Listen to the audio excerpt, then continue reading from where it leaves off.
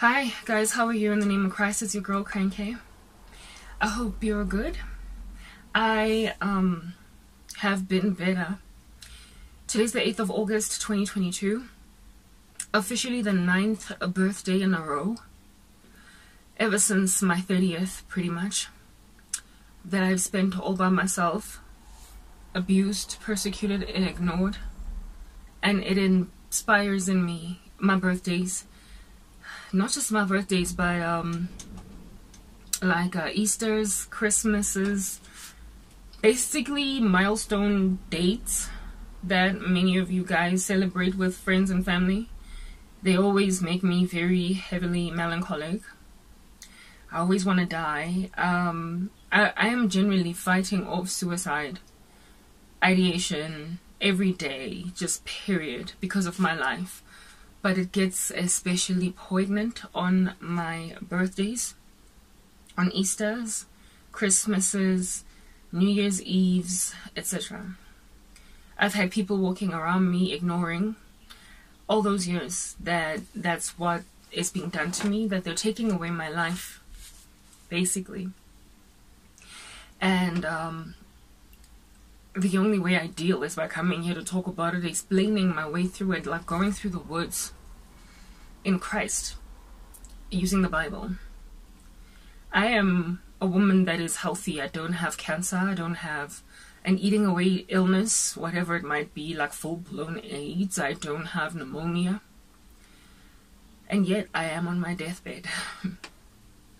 I have a terminal illness despite not being physically sick. A perfectly curable disease that's going to kill me because I don't have medical attention. And the disease is the human heart. Yeah. The illness that I'm dealing with is human beings.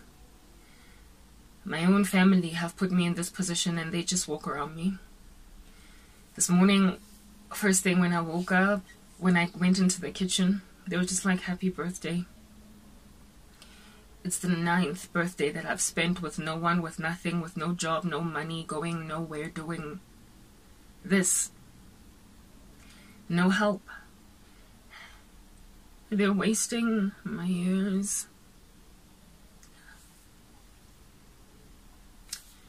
My children, I don't have them. My husband, I don't have him. They took away my youth. They took away the last years of my youth and made sure that I'm in so much squalor, poverty, disregard, that no man would marry me. And so I can't have children. They took away my childbearing years. And they are still doing it. Next year they will again say happy birthday very casually, having turned me 39 and then 40. I fear every day going into early menopause, because I'm at that age, and so my hopes of ever having children will be completely shattered. And the people who are doing this to me are my own family members, including a woman that would benefit from having grandchildren, my own mom. My sisters, one of them I don't even talk to at all, so I don't even get a happy birthday from her. The youngest one, there's no communication between us at all, and she's the one that lives with my mom on the property. This is my life. And every year it just gets harder, because every year it's every year then. You know what, guys, my biggest pain is children.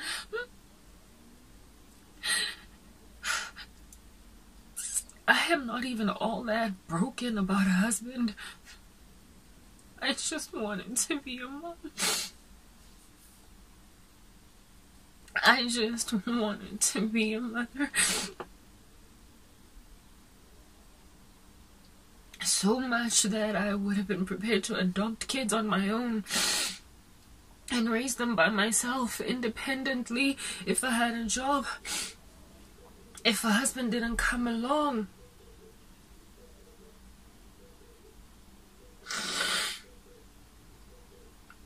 So, for me, to not be able to have anybody call me mom, it's just, guys, I see women in the street, at the mall, wherever, whenever, whatever few times I may go out, and if I see them with kids, toddlers, newborns in prams, I just get so emotional. I can't hold them back. I just feel so sad. And I am not even a woman riddled with infertility. I'm just a woman that has people deliberately preventing me from living. Women in this world compete so dangerously for careers and lifestyles. Even the size of rings that their fiancés put on their fingers. And in that competition will knock each other to the ground. All I ever wanted was to be a mom.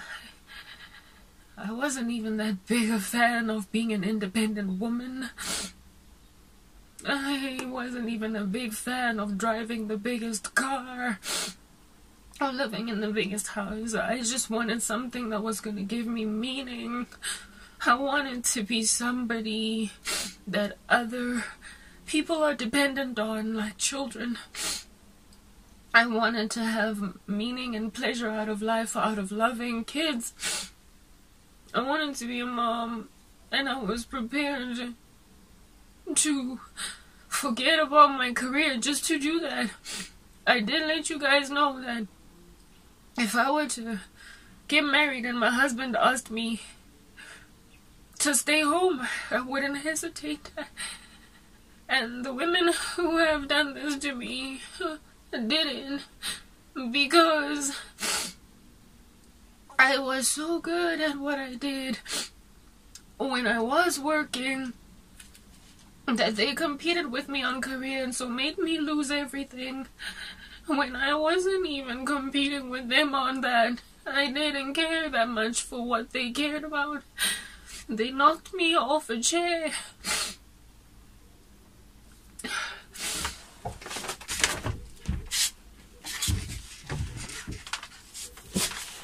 They knocked me off a chair I wasn't even trying to sit on permanently.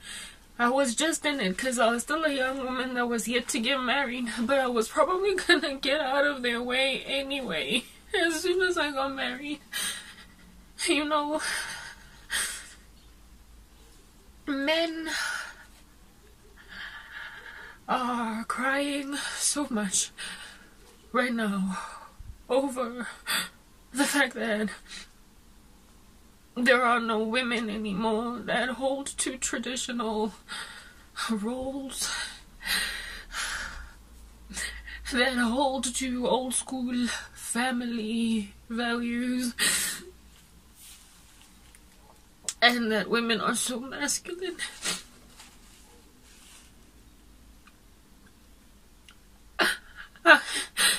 I was one of those women that were happy to abide by their desires because I wanted a family.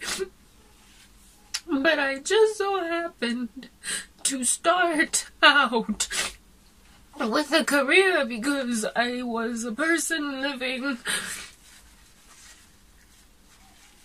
And I had to go to school because all kids go to school. And I had to work a job because what am I going to do after school? But I just wanted to be a mom. Ever since I could remember. I've never cared for the career thing. Ever since I was a kid, I wanted 7 children, and I wanted to have my first child as early as possible, early 20s. But there was always a condition first for me to do that, and it was marriage. So unfortunately, I didn't get married that young. I wasn't dating a man responsible enough to marry me at 22.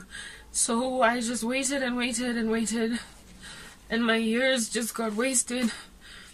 And then I left that guy. I was with him for 5 years. I wasted 5 years of my life. But I turned to Christ at 26 and a half. And it was still young enough for me to start. When was I going to start having my 7 kids? And I stayed single for 11 years. I'm 38 today. And the whole time I've been waiting on Christ for the family I've always wanted. But because this world is so shallow, because the very men who complain about these very butch, masculine women that don't care to be full-time moms and full-time homemakers, the very same men who are disquieted by these women are sadly so shallow,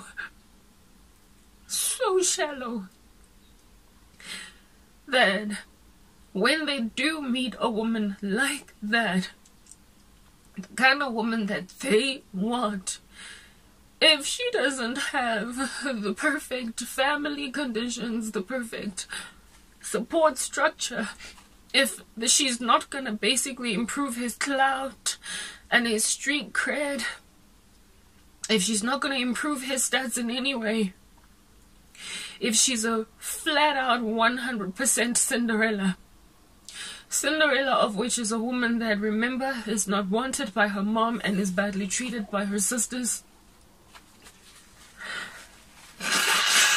Because she's a Cinderella, what's that gonna do for my reputation as a man when I get married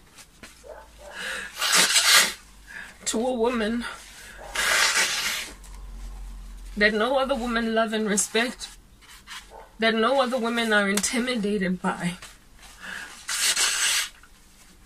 that no other women are scared in the presence of? If she does not have material clout, if she's not daddy's little girl or mama's daughter, the prized possession of her mom, if she is not worn like a necklace on the neck of her uncle when he is negotiating for lobola, then it doesn't matter that she holds to traditional roles, that she wants to be a mom and a wife and to run a household. I just wanted to honor God, and I found out when I came to Christ that my desires were aligned to the Bible, so I was relieved that my anti-societal mindset was approved by God. I have always wanted basic old school womanhood. Even before I came to Christ, I just wanted to be a girl, and I wanted my man to be a man, and I wanted to be a mom young, and I wanted to raise my kids. I wanted to be in my 40s when my kids are in their 20s, so that I could enjoy them growing and have them be young enough to see them get their first jobs, young enough to see them get married and be a beautiful grandmother. and perhaps even have great-grandchildren. I wanted to have kids young so I could still be a very vibrant great-grandmother. But unfortunately, I was born in the worst freaking time of the human race, where women just don't care about any of that, and men get corrupted by the money they make, and their sense of entitlement then makes them completely overlook women, that they cry like no man's business they want, but if she doesn't come packaged with certain other stats that give a man clout, that help that man put her on a shelf like a trophy, she's not worth it. So they just aged me. They took away my young fertility years and my beauty. They took away the beauty of a young bride. They took away my status as a young mom, where I was going to be young enough and energetic enough to be there for my children. They took it all away, and men just watched. Men just watched, because for them it was like, what's in it for me? That's just a sad thing as well. They want these women who hold to traditional roles, but they don't come very easily in secular spaces, because the secular environment is very educational in a negative way. It teaches women horrible things. And so the only places that you're gonna find uninterrupted mindsets that are old school is in religion. So the women who are very typically like holding fast to old school roles, a lot of them are religious, even like, be it whatever religion they belong to, be it Christianity, Islam, whatever. A lot of times women that don't get changed by the grain of this world, it's if they belong to a religious class. But the world that we live in right now is so carnal, it's so sensual and so materialistic and so clout chasing that religious women are a waste of men's time, especially because they don't want to have sex before marriage. They've got these morals, if you want to call it that, that annoy men that are just fast in the world. So they want their bread buttered on both sides. They want Megan the Stallion in their household, but also combined with some prudish Sandra D. And rarely ever are you going to find a woman with a kind of constitution as Meg and the Stallion. Really, truly, truly, truly submissive to a man. You're not going to find a woman that has got the internal constitution of Meg the Stallion. Truly happy to raise children, focus on family, even if it means it is at the expense of her career, of making money, insofar as she can find a trustworthy man that is not going to abuse her financially because she is completely dependent on him. Rarely ever are you going to find a woman in the world that has got that dynamism in them. Just two best of basically both worlds. You're not going to find it. So these men don't know what they want, essentially. They want a woman that is a freak, but also that is on the straight and narrow. They don't exist. The Bible says, no servant can serve two masters. You will either serve the one, love the one, and hate the other, and vice versa. You can't have one foot in the world and one foot in God. You cannot straddle the fence. So, if you want Meg the Stallion, go for your bad woman that's not going to take care of your children. But if you want that prudish girl that's going to raise your kids, understand that she might bore you with her knee-length skirt. She might bore you with her buttoned blouse. She might even bore you with the fact that she refuses to do certain things in the bedroom because they dishonor God. But she will be the wife that is basically the one of your dreams, in light of taking care of children, running the household, cooking, cleaning, having your back, even doing your freaking taxes. Like it's that basic. Using her intelligence, whatever it is that Christ gave her intellectually, to run your house like a well-oiled machine, that she might be indeed like the crown of glory on the head of a man. But instead, the attempt to find the best of both worlds and cause men to literally pass up women like me. I am a Christian. There is only one way to heaven. Alright? Christ, he is the way, the truth, the life, and no one comes to the Father but by me. But I do speak very generally for good girls, or what is good in accordance to the standards of this world. I am speaking very generally to women that are basically fetishized by sullen, fallen, disgraceful men because of the fact that they've got religious backgrounds. And so they don't sleep around all over the show. They don't subscribe to the moral turpitude of the women of this world who, because they're in so much competition with each other, will go and yank Karabo out of her career even if they haven't even tested what kind of a person Karabo is. They are exhausted from dark women, but at the same time, the ones who walk in some kind of light, they sometimes either fetishize us while disregarding or disrespecting the living daylights out of our lives, cheating on women that are too good to be with men like that. Or, if like Karabo, they lack clout. They've lost all that clout. I used to be a lifestyle diva, and now I've lost everything. I'm living in a shack at the back of my mom's house, and no one cares that that's my life. They're aging me, they're taking away my years, and the most meaningful thing that I've ever wanted, the biggest desire of my heart, was never even career. It was never making that salary, that 6-7 figure salary. My biggest desire was just wanted to be a mom. All I wanted was to raise them children. I wanted a big family. It's all I wanted. And they're taking that away from me. I don't care about your jobs, women. I don't want to compete with you in corporate. I'm done. I just want my children. And they're taking them away. I can't even cry about all the sorrow because no one cares. Everybody walks around me like I'm no one.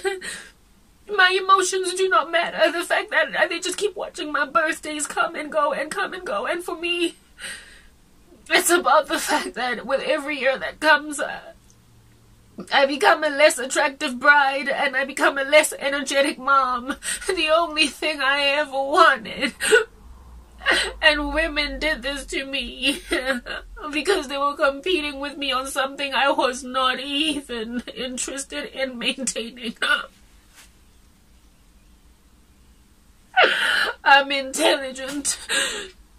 I can do well in school, but that does not mean that I wanted to be a career woman. I just have natural intelligence.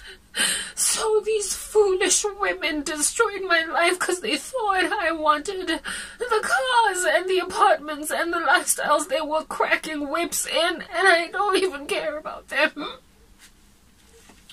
And they're stupid men then looked at me being treated like this by these stupid women, and they were like, no one wants her, she's gonna mess with my stats. So no one came and put a ring on it. No one made me a mom, and I am single without children at 38, and I am so scared that I'm going to wake up at 40 and still have no children, that I'm going to wake up one day with my hormones going out of whack because I'm menopausing. They took away the only thing I ever really wanted. And nobody cares that I'm in so much pain. So both men and women are to blame for their own suffering.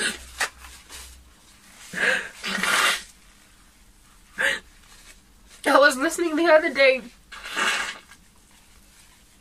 on YouTube to one of these foolish men, And I was so sad because he's only 23. So, I mean, if he can already be so damaged so young, what hope is there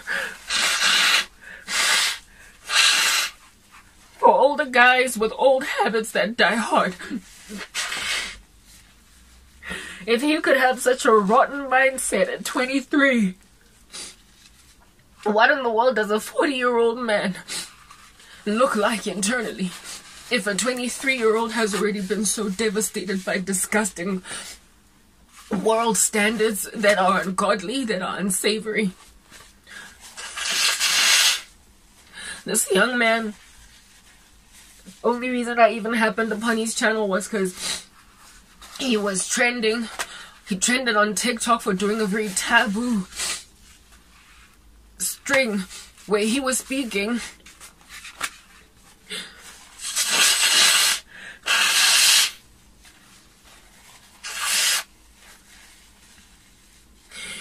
he was talking about American women, and he was just spitting a lot of vitriol, just a lot of hostile. You could tell that he was very hateful, and I couldn't understand how the heck a 23-year-old becomes that hateful. How much pain had to have he endured. When did he start dating? At 12? For him to gather so much life experience that he would have such a harsh opinion about women at only 23. I could not understand it. I thought about my ex-boyfriend who I dated when I was still when he was 26 and I was 22. And he was a great guy when I met him. By the time my relationship ended, he'd been tarnished. He was 30 and he was wicked. So time made him nasty. I looked at this guy and I was like, what happened? What in the world happened? What have you experienced? Has the world gone to the dogs that badly that you would think like this at a tiny little age of 23? He was talking. If you have seen him, you probably would be able to know who exactly I'm talking about. I don't know his name. I don't care to find it out. He was talking about how he would never date American women ever again. And the reason that that is the case is because they don't know how to submit. He would much rather go to South America and get himself a Brazilian or a Colombian or whatever, because they still can hold to gender roles. He spoke about how American women don't want to sweep because they feel like it's slavery, etc. Listening to this man speak, I was like, so you want a submissive woman basically with those biblical, old school, typical, foundational, like, principles, values. That's what you want. And yet, the way you talk about these unsubmissive women, the ones that don't want to sweep the house that you're sitting in, the ones that don't want to cook, give you a warm meal every day, the ones that don't want to take care of your children, stay at home, blah, blah. Those very women that are not very typically old school, and also those very women that are, he spoke also about how he hates the 50-50 culture, which I personally also resent. I loathe it. I don't understand why a woman needs to go and foot any bill at all under heaven. He wanted to be a provider through and through. So basically, this here was a man with some baby in him, even though he was encircled by a whole bunch of filthy bathwater. There were some portions of him that I got where he was coming from, because as a biblical Christian, I agree with many of the things that he is saying. A worldly woman that is taken by the tsunami of feminism would just absolutely want to bash him in on the head and throw him into molten lava. But I did not throw out the baby with the bathwater. However, I found myself incredibly upset and frustrated with his tone of communicating about these women. It's like he was so mad at the independent woman that he just imagined that the best way to handle the independent woman is to make her feel like she's the scum of the earth, she is worthless, she's nobody, and she smells. He went so far as to say that their vaginas smell. He went so far as to say that they are worthless as people entirely, like just a very harsh vitriolic statements. And all I could state was, do you know that the vaginal health of a kid that has never had sex before is at the loftiest of its height? When you go to the gynecologist as a teenager, one of the first things they will ask you is, are you sexually active?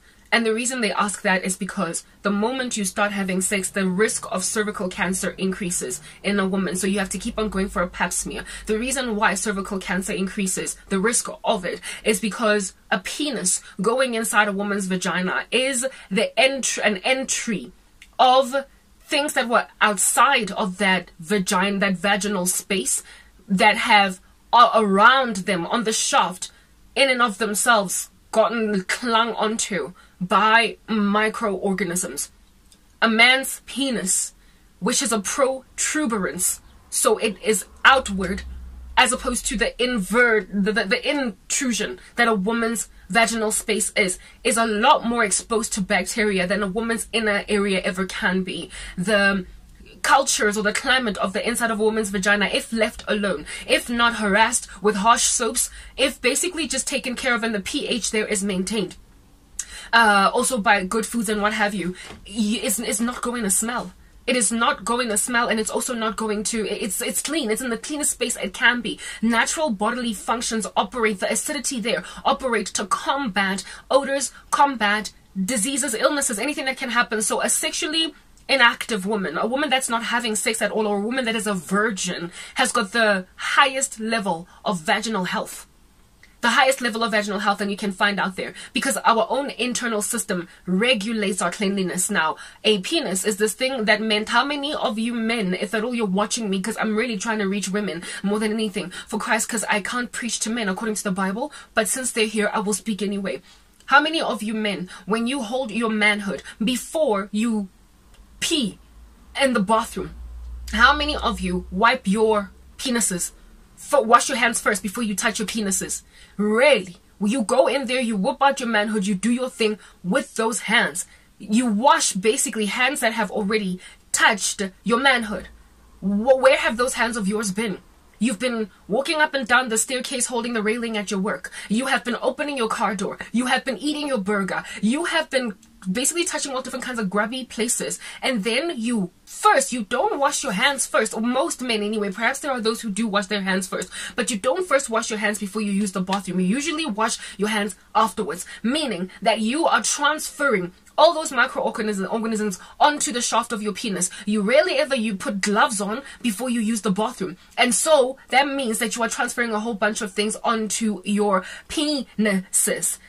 Even another thing, sitting down for men, like usually men stand in order to do the number one, but if they do the number two, they have to sit like us, right? When we sit, things come out like urine or poop. It comes out, and we then wipe. If at all we're smart, we know to wipe from the front to the back. If at all we have got number two vibes, we wipe from the front to the back, so we don't transfer anything from the back to the front. If at all you've been trained how to properly have hygienic standards, right? But the wiping process is very inward with a woman. Very inward. So you basically dig deep to wipe even something so basic as urine. Never mind poop itself. Whereas with a man, when you're sitting down, your protuberance, the dangling, first of all, you've got these testicles that hang, and your penises in and of themselves also hang, meaning that the backwash or the things that land in the bathroom splash right back up.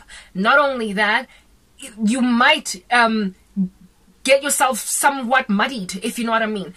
When you wipe your behind sections as men, how many of you are careful to wipe with toilet paper your actual penis and your testicles? Or do you just wipe the butt? You likely just wipe the butt. Whereas with women, we literally go all the way from the top to the back. And also due to the fact that our lady parts are inside, they're inward, and there's only a very small section that is outward, we tend to get to it a lot better in wiping than you guys. No matter how thorough you are, you can never be as thorough as a woman because of the fact that we are enabled by the flatness of our vaginas, whereas you guys have got these protuberances, these things that are outward, out of you. Meaning that the health of that region for men, hygiene of that region for men is lower than that of women by mere virtue of you guys having protuberances. The cleanest time that you have as a man is after you've gotten out of the shower, because then you got to everything. You got to your penis, you got your testicles, you got to, hopefully you wipe even in the center, like you wash even between your buttock cheeks, right? If you clean that thoroughly, literally fresh out of the shower, is the best time that you are healthiest for a woman with whom you would have sexual relations, out of the shower. But if you've been to the bathroom even once, especially if you've done the number two, you have got things on you that are invisible to the naked eye, that are clouding that particular section or region, that then go inside a woman's vaginal area. Now, anything at all that goes off, like microorganisms thrive in damp, warm environments. They thrive, especially fungi, mold, candida can do a field day. Bacterial growth, they have a field day. They get very excited in a damp and dark environment. So go and transfer any bacteria at all into an environment like that and watch it thrive throughout the day. Watch it thrive throughout the day, and so therefore produce some kind of a stench. This woman might not have contracted from you an STD, because what it is that is on your body are microorganisms that are not necessarily sexually transmitted. Like I said, your hand on the railing at the workplace as you're going down the stairs. But it is some kind of a microbial that is flourishing, and if microbials do not instantly get washed, if they don't immediately, if you don't wash the dishes in the morning after you eat your breakfast, when you come home in the evening and your sink is full of dishes, it will smell in the house of those dishes, even though it won't stink that badly because they were in the sink for just a day as opposed to over 3 days. The longer it stays there, the more the stench becomes like super duper unpleasant. But you can tell when you walk into a house whose dishes are not washed 1 day versus 2 days versus 3 days versus just 2 hours or even 30 seconds. Therefore, given that we only take a shower once a day, depending on how dirty you are and what transference of your microbials are in our bodies, you might find a woman by the time she takes a shower at the end of the day already starting to give off some kind of an odor. It might not be an STD, but it is a magnification of microorganisms. And this you will find usually in women who are sexually active. So it is ideal then, if you're sexually active as a woman, to shower as soon as you have had sex, if you can get around to doing it, or in the run-up to having sexual relations, knowing that there likely were things that you might have done that might cause that issue down there. Sometimes it has absolutely nothing to do with the woman's sexual hygiene. It likely also has a lot. And another thing about men, the things that you put inside women's vaginas, your hands, for instance, your fingers, those too have been touching random places. When a woman gives a man, I'm sorry if I'm being explicit, but I'm just trying to go and explain to this man who spoke so harshly against women's feminine hygiene. When a woman touches your shaft, first of all, the shaft of your penis and her giving you a hand job is dry.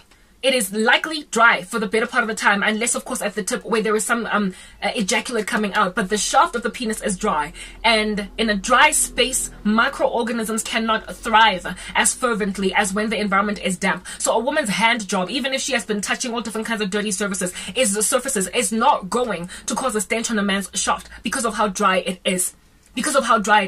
But the inside of a woman is naturally moist.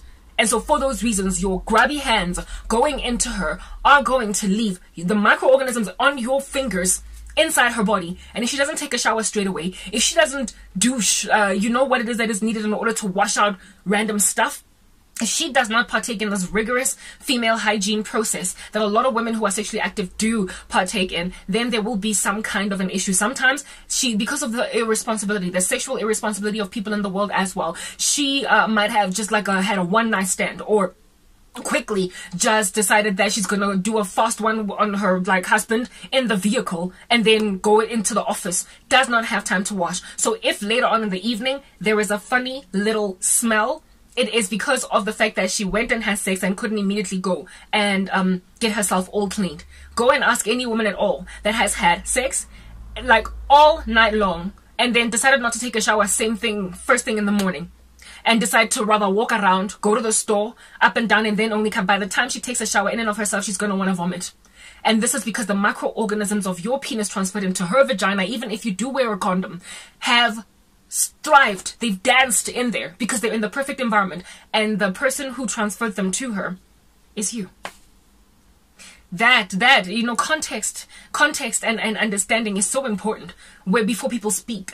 The reason I have disabled my comments in my YouTube channel is because people lack context, and then they just kind of throw all this vitriol at me. They speak all of this rubbish at me without even knowing the extenuating conditions or circumstance that landed me living in a hut at the back of my mom's house. Stuff like that. Without the context, you speak horrifically against somebody that is in a lot of pain, and you don't even know if at all you were responsible for bringing that kind of situation in a woman. So because the women of this world are fornicators, because they don't have conviction against sexual sin, due to that, they sleep around a lot with men. Sometimes, unfortunately, more than even once a day with the same guy. And then they come and at a party later on in the club decide to have sex with you. And you, as a party in the club as well, no, understand that club environment. That this guy's 23, so I suspect he is busy partying a whole bunch.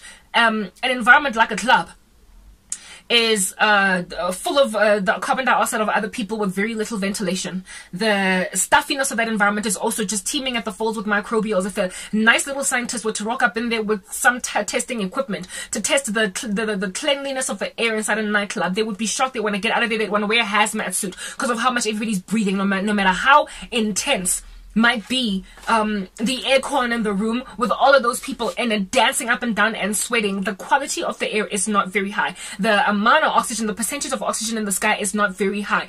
The processes that are therefore operating biologically in the very air are unhealthy. And then on top of that, you're sweating. And so your vaginal environment is ever more so suffocated by the nightclub. And so a woman that's been partying all night in this microbial heavy space will then, when you take her home at night at the end of that party, even though she might have taken like a shower prior to going to the club, might smell in your bed there where you're doing the one night stand, and you're not going to see her again afterwards.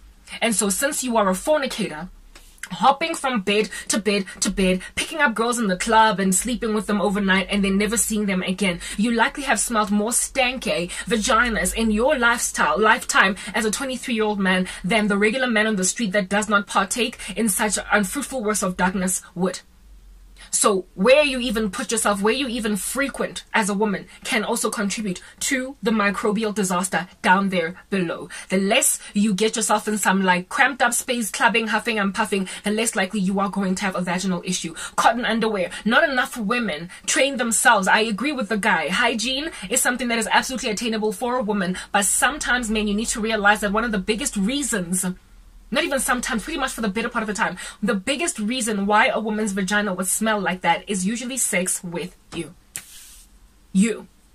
So the promiscuity of this world would go a long way to cure a man from encountering all that smelliness, all that fishiness. All he spoke about how it smells like sardines or fish or whatever.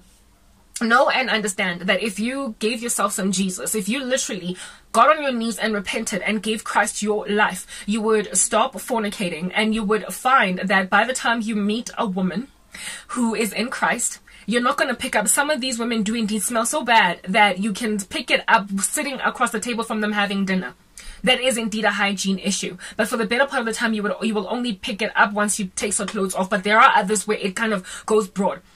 However, a godly woman is not fornicating. A godly woman takes a shower once or twice a day and is likely maintained very fresh in that area of hers all day long, because there is no penis frequenting her vagina perpetually, especially if she's not busy masturbating and sinning against God. She is likely very fresh. There will not be any kind of funny smell that's going to make her uncomfortable. Go and ask how many women, when they go to the bathroom and pee, how they pick up a smell and they feel uncomfortable. And so you will find them going to the disabled section.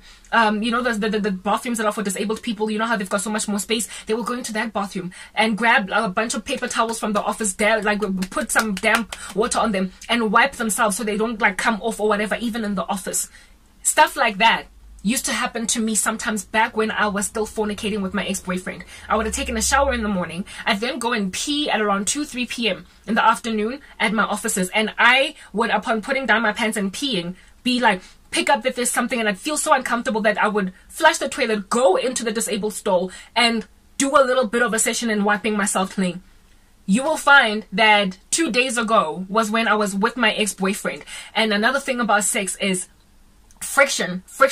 All that friction can sometimes cause some kind of peeling of the vaginal walls of a woman, like you know, when you scratch yourself and then you get a wound and a cut, and then it sort of kind of comes off over the next couple of days. So if you had too much sex and it was not sufficiently lubricated, there would have been so much friction that it would cause a sort of burning or redness or discomfort in the woman. That is some kind of a wound. inside her body, and a wound that is not concealed by, sorry, that is not allowed to be out in the air, that is fresh, but is always concealed in bandages that are moist, that don't get removed, will smell. It will smell. So therefore, because the inside of a vagina is that like moist environment, that wound that you have got after some hectic sex over like you just kept on going, and next thing the woman is all raw on her inside, it's gonna take a couple of days to recover. Meaning that it's going to take the scab, the wound tantamount inside you, is going to be like exfoliating from inside your vaginal walls. And that exfoliate, because it is inside your body, it's no longer part of you, meaning it's not alive anymore. It's not your vaginal walls that are alive, thriving, with blood vessels running through them, but it's the dead skin, but it's encircled by moist climates. It's gonna have a smell. So a woman that has had too much sex and has gotten raw as a result will likely struggle with odor for the next coming days as she is peeling. So she needs to be more careful. 2 or 3 times a day take a shower, or perhaps even in the office refresh herself with like some paper towels or something. There are solutions around it, but you must understand that primarily the thing that wreaks havoc in a woman's vaginal health, especially that brings about stench, is sex. It's not always sexual sin, because it can happen with your husband, but the propensity or the probability for it is that much higher when you're in the world sleeping around all over the show with different men and not taking care of yourself. You can't shower 10 times a day because you got life to do. You got a job to do. You have got a life to live. You can't do that as frequently. And because you people in the world sometimes take pride in just like sneaking out at work to go and have a session in the car, then you're going to find a woman with a raw vagina that is peeling, that smells funny, not because she's unhygienic, but because she's still healing from the last sexual encounter, and she is yet to like and she has spent the whole day, you know, wearing like those tight skinny jeans in the office, and it's not going to be pleasant. It's not going to be pleasant. So if you give your life to the Lord, you get convicted of sexual sin, meaning that the woman across you from the table on your first date will highly unlikely have any kind of odor coming out of her, because she has been celibate the whole time since she came to Christ. Her internal vaginal space is maintained healthily by the natural biological processes that God has kept in us to make sure that we don't smell. Blood, if anybody shoots a person dead on the ground and the body does not get collected, it starts to stink. Because anything dead begins to undergo a process called putrefaction. And that putrefaction causes a stench to come up because of the biological processes involved in coagulation and, what is this? Just the decomposition of the body. It'll eventually bring about a stench. Do you understand? So, if a body is alive, however, a person that has fallen on the side of the street and is bleeding, but they're still alive, and you just come and collect them, like within the next 20 minutes, take them to the hospital, put them on a gurney or whatever, and you go back to the same spot where they bled, and you smell that blood that is just like 3 hours old, it will not smell. But leave it there for another 3 days and it will start to smell. It is because life is in the blood, and when the blood gets out of your body, it starts to die. And so in death there is a stench, and in that stench is therefore the problem. So therefore, internally, if a woman is not actively having sex and so killing some vaginal walled cells, the inside of her body, all of it is alive. All of it is alive, meaning none of it smells. Her vaginal discharge doesn't smell. Her vaginal walls don't have a layer on them that is peeling off, that's dead, and so therefore starts to smell. It's all clean. So a woman that is celibate, chaste, not having sex, or is a virgin, is like a 5-year-old, a teenager that is yet to have sex, they will not struggle with BO. Yes, they might, because there might be some other infection that comes into their space because they swam in some bad water or whatever. But for the better part of the time, a non-sexually active woman will likely be fresh 24 hours a day. When I came to Christ, I did not need to see gynecologists every 6 months to a year. When I came to Christ, I no longer struggled with vaginal thrush as much as I used to. When I came to Christ, I no longer struggled with random BO, not BO, but vaginal odor, VO. I never struggled with VO after like an all night long session with my ex-boyfriend that would then cause the next 2 or 3 days to like be uncomfortable for me in light of how it is that I smell down below. I never struggled with any of that. No matter what I ate, no matter what I did, I still to this day, and also when I came to Christ, my vaginal discharge started to become clear as water. clear as water, just kind of, you know, viscose in texture, but it was clear as water. And it's been that way for 11 years. Why? Because I stopped having sex. I stopped having sex. I don't, not even my period smells, not even my vaginal period, not vaginal period, sorry, but my menstrual period, my monthly cycle smells because I'm not having sex. I used to struggle with odor of my period during my period. My period blood used to smell when I was sexually active, and so too did my V area every so often have a stench that I had to deal with. It wasn't all the time. It wasn't 24 hours a day. It was not something that I could not deal with. I couldn't, you know, it wasn't like an STD that just, I'm not going to go see a doctor, grab some pills or something. But I did experience occasional problems that likely my ex-boyfriend would also have encountered. Do you understand? Because I was busy having sex with him. Because I was busy having sex with him. So you don't just get to call women's vaginas smelly when you are promiscuous. You are going to meet other women who are promiscuous, happy to humor a man like you, happy to sleep with a man that they've only known for 2 seconds. And so, of course, a woman like that likely has been around. And if not around, the last sexual encounter, they have not been able to get to the shower fast enough to cleanse themselves away from it. So before you speak as quickly as you speak about how women smell, how about you get yourself some morality? How about you get yourself some fiber of Christ in you, that you might be convicted away from sexual sin, that you might meet a woman that's not busy truffle-truffling all over the show, and understand that when you do eventually marry her, you might even experience inside your marriage her smelling like fish because she's having sex with you. But her vaginal health will be higher and loftier precisely because it's only you that she's sleeping with, and hopefully you're not this promiscuous no-brainer all over the show that's cheating on your wife. So whatever issues that she experiences vaginally, the two of you hold hands with one another to get each other through the day concerning it. You men do not smell bad because yours is a protuberance, it's out in the air, and microorganisms don't thrive that well in dry environments. But the vagina is a damp space, so you don't get to mock and diss these women for these issues. However, these women also need to repent and stop having sex so much, because that's what men say about you, women. When you are busy having sex with them, they say that you smell like fish when you are the most hygienic woman you know. When you keep, like, literally, you're so clean, you're so spotless that you take 3 showers a day. And if you pick up the smallest little stench, you use the disabled bathroom to, like, get some stuff done there to refresh yourself. You care. But there are men who are saying, oh, I met one that smelled like raw fish.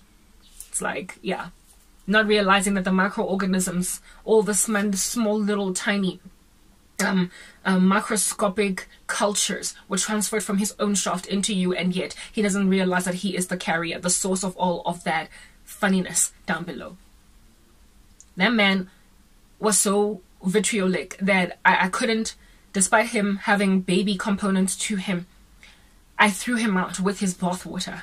And I remember just thinking, oh, how in the world, as a man, only 23 years of age, can you speak like that against people that brought you into this world and nurtured you and raised you? That's just the problem. These men have got these derogatory desires or derogatory opinions about women that are young like them, but they strangely respect their mothers. That is the very epitome of hypocrisy. You cannot love mothers and aunties and grannies while hating women of your own peer group. And so I am suffering the way that I'm suffering right now because I am of their peer group. And when they look at me, they just see somebody that, okay, look, yeah, she's like, I am a baby in the presence of a whole bunch of bathwater, and they are also throwing me out with that bathwater. My bathwater is my living conditions, and these living conditions of mine, frankly, are not even a character flaw in me, but a circumstantial challenge that I'm experiencing in this world. So if a person cannot then extract extenuating environments and just take a gem that they find in a rough, a diamond they find in a rough, then it's their loss.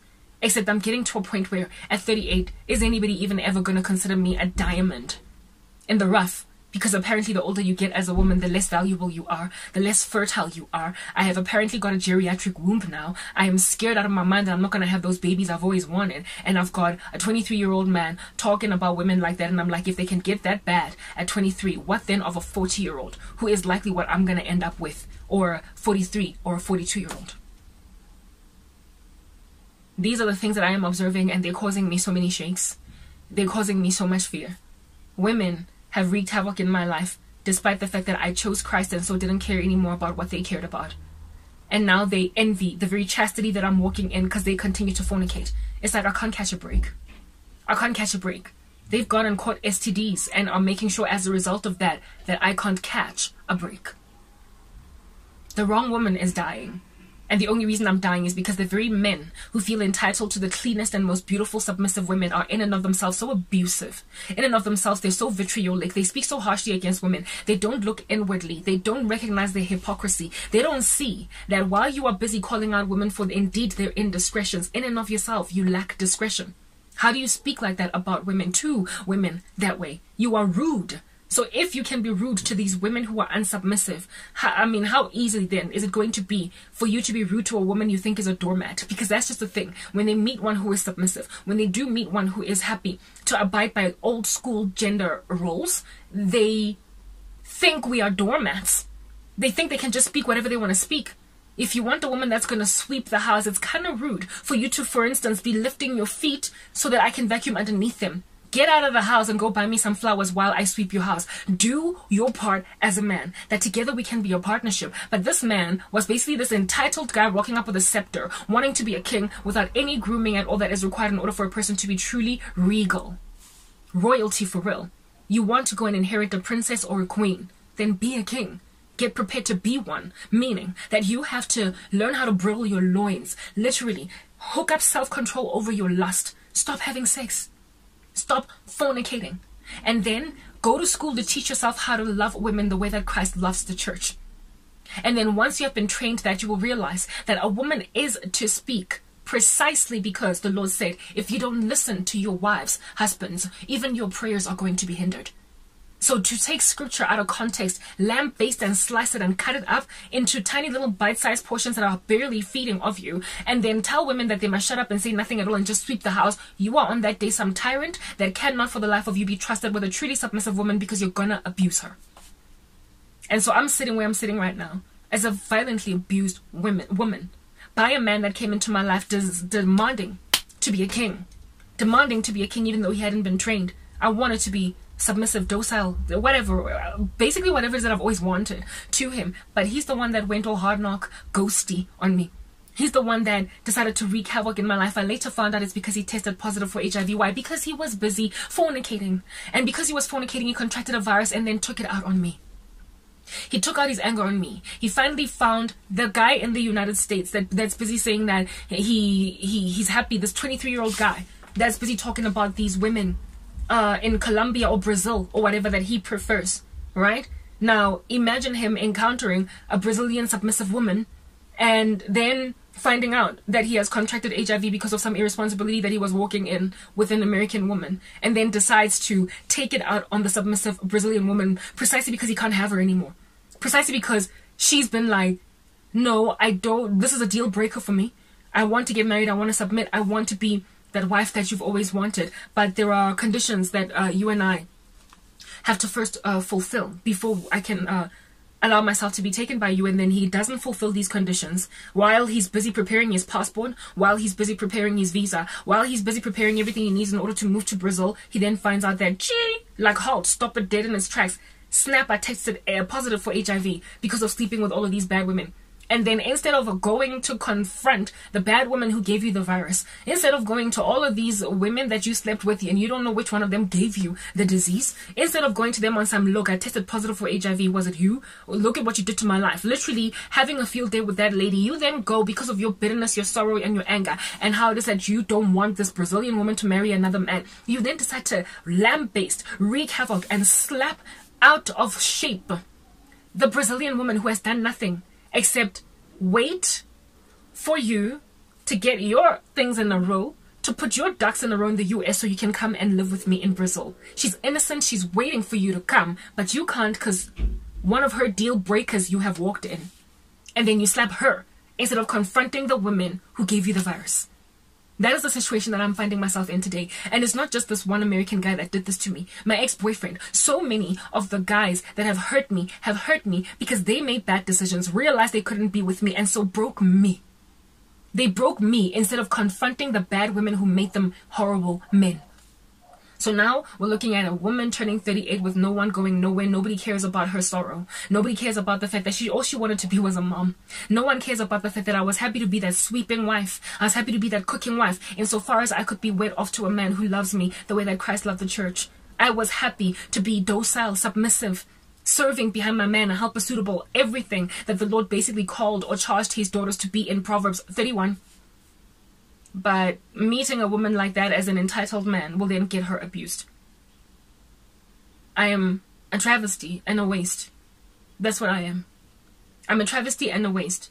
And I am unfortunately passed up by the very men who demand vaginal hygiene in women. However, they also demand sex and lots of it. If you keep on thrusting yourself into the vaginas of multiple women, understand that you're not only going to carry all that bacteria from the railing of your staircase at work to your penis, but you're also going to transfer a whole bunch of that bacteria from some like strange, random, ominous vaginas all over the show, and then put it in another woman.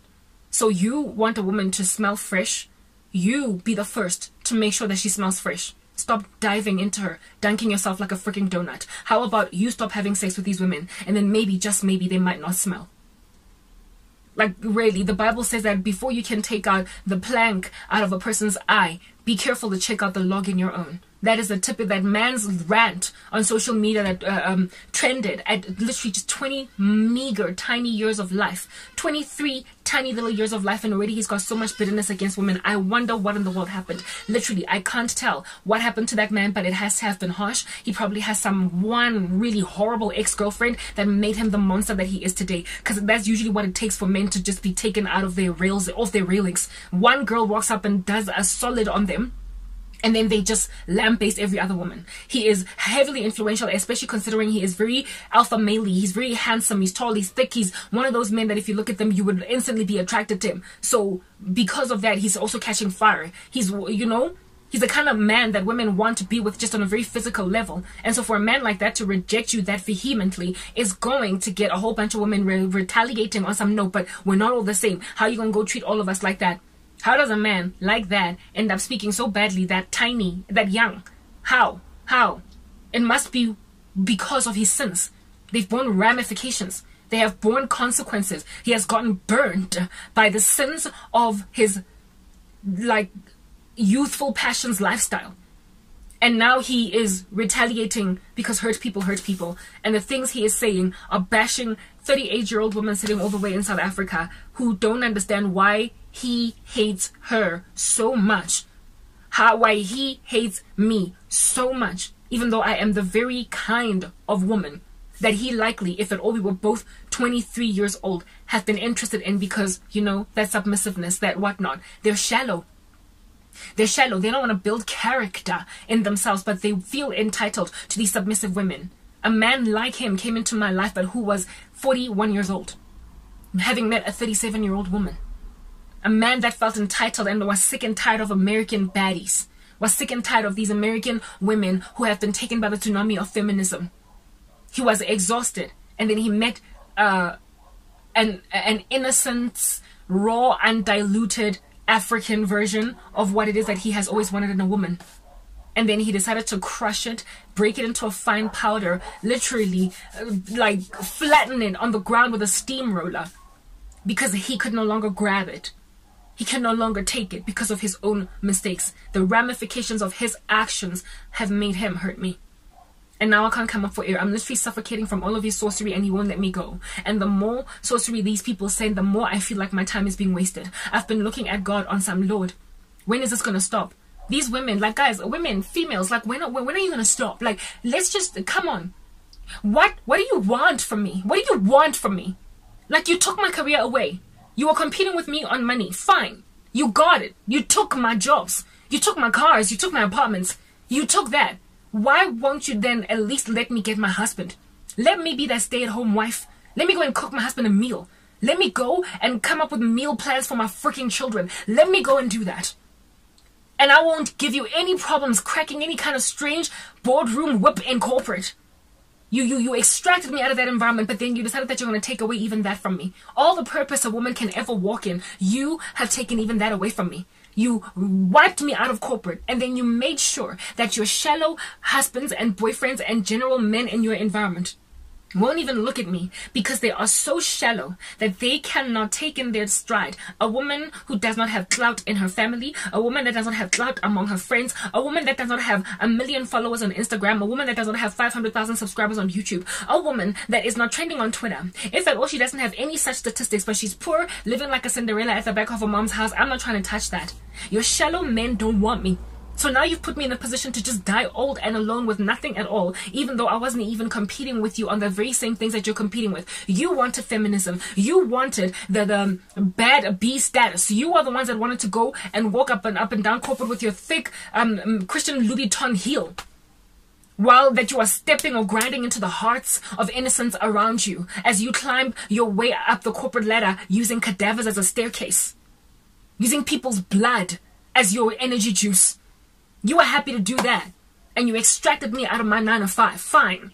After losing it, I was like, okay, let me get married then. Anyway, I've always wanted to be a stay-at-home wife, just not so harshly, not in this rough capacity where I'm like really poverty-stricken and some Cinderella-loving man comes and takes me along. Then there is one who rocks up, sees me as a Cinderella, takes care of all of my needs for all of 5 seconds until he finds out he's HIV positive, and then decides that he's going to literally make like a samurai and chop my head off.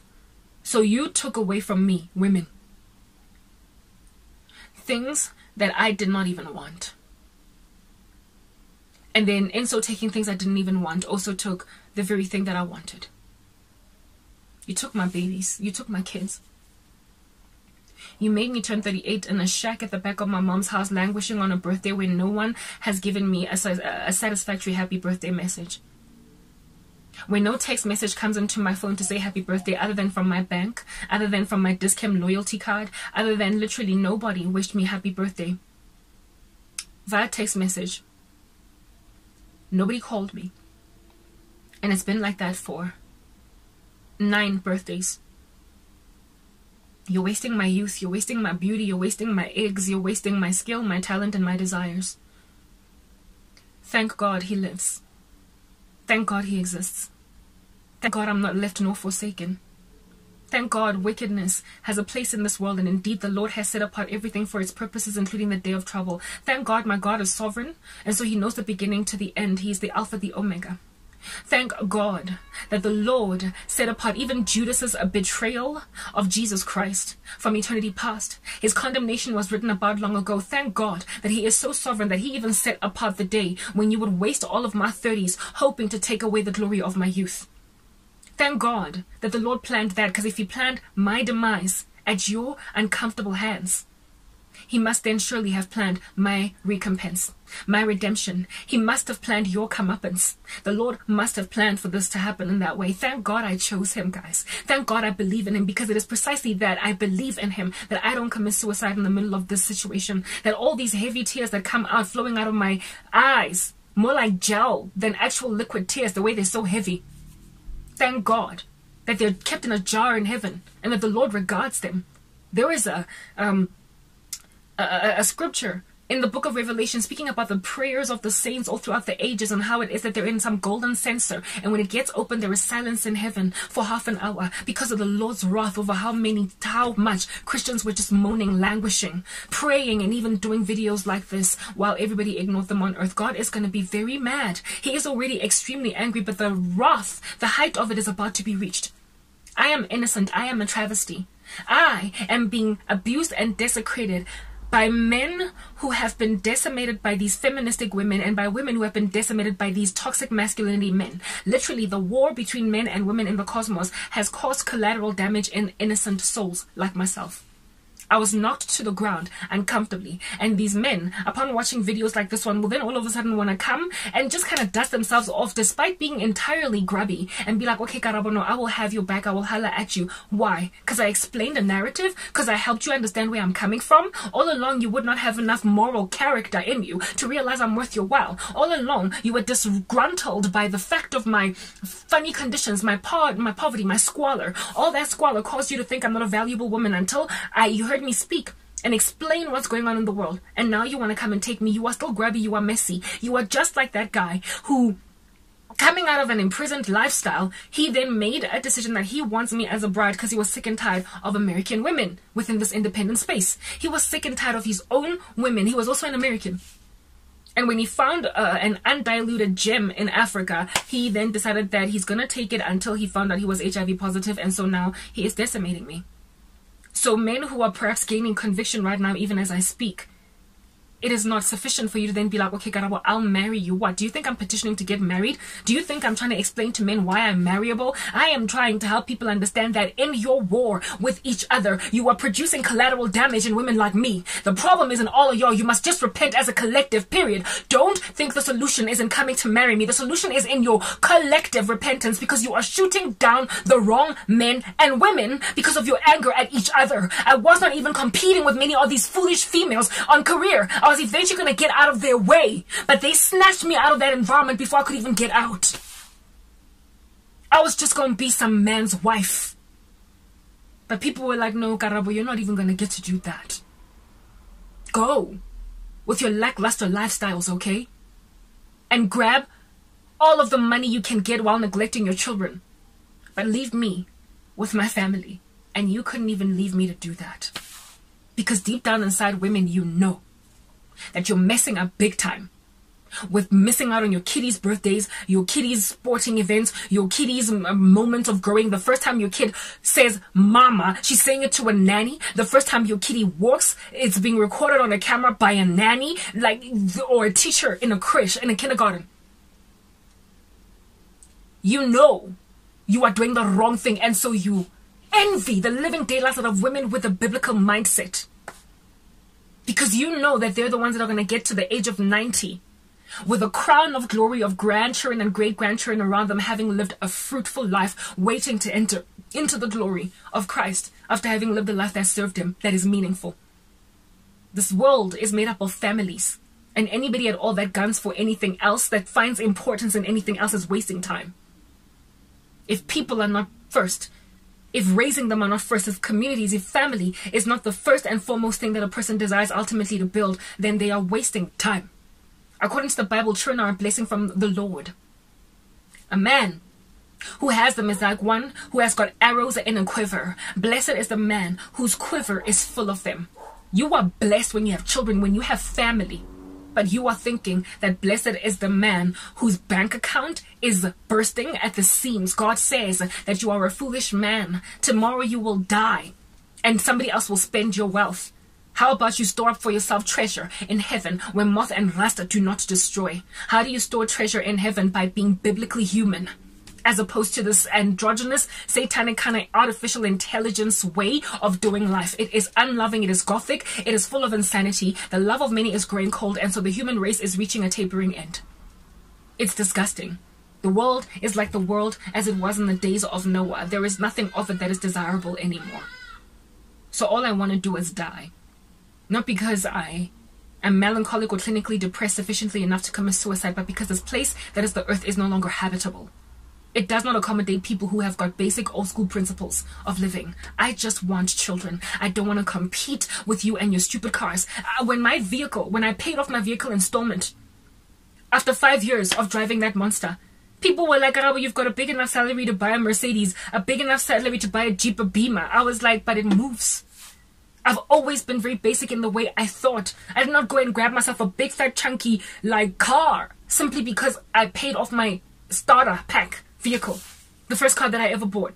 And that same car is now chilling dead on the in the driveway here, in the parking lot, because nobody will help me get my life back so I can service my vehicle. That man, he serviced it halfway, did not finish what he was here to do because he contracted a virus, because he was busy fornicating, so he missed out on me as a wife. I don't care about the things you care about, but I'm nonetheless getting a hail of bullets. By collateral damage, vicarious liability, you are all responsible for my death. And women listen to me speak sometimes and they envy my godliness so much that they're like, well, I mean, whoops, who'd have thunk it? I guess next time I'll do differently. I will think better tomorrow, Karabo. But you go and turn 40, girl, because I cannot have you rise. I cannot have you get your life back. You know what, lady? Thank you very much for thinking so wickedly, because it turns out that the Lord has set apart everything for its purposes, including the wicked for the day of trouble. Thank God I am not subjugated to the tyranny of the sovereignty of man, because it is not. I am rather ensconced by the sovereignty of a holy God that knows exactly what he's doing in me, for me, to me, and through me. The Lord has given this to me as a test. He has set this apart as a table in the presence of my enemies. And I will one day walk in my promise. I will one day likely be laughing at how it is that I was freaking out about menopausing early, about not having babies, because I will have maybe given birth to 4 of my own and adopted another 4. I wanted a total of 7, but now I could do it 10 if I have enough money. You took away my mommy years, but God is going to give them to me manifold over. I wanted 7 kids, God might just give me 14, because blessed is the man whose quiver is full of them. Thank you for taking away all my birthdays of my 30s and making my life so hard. But thank you as well for saving me from whatever under heaven it is that you all are. I'm signing out in Christ's name, Tranquil. Peace.